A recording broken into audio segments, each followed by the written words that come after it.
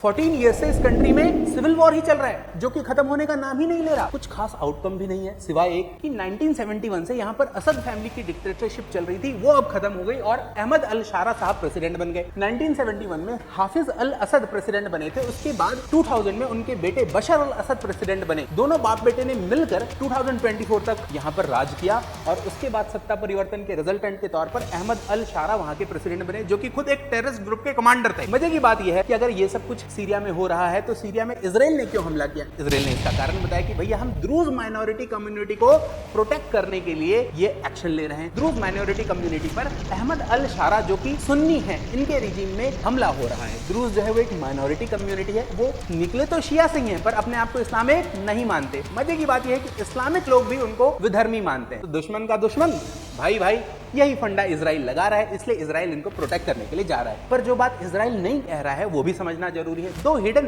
Reasons हैं Israel के attack के। पहला ये कि इजराइल इस रीजन में शांति चाहता है। जिस रीजन में ये एक्टिविटी हो रही थी that is very close to Israel's border. Israel कहता है कि यहाँ पर डीमिलिटराइजेशन होना चाहिए, कोई मिलिट्री एक्शन मुझे नहीं चाहिए। इसी रीजन में है गोलन हाइट्स, जिस पर 6 डेज वॉर के बाद इजराइल ने कब्जा कर लिया था। दूसरा रीजन ये है कि यहाँ से ईरान के रास्ते हिजबुल्लाह को बहुत सपोर्ट मिलता है। हिजबुल्लाह एंटी ईरान ग्रुप है।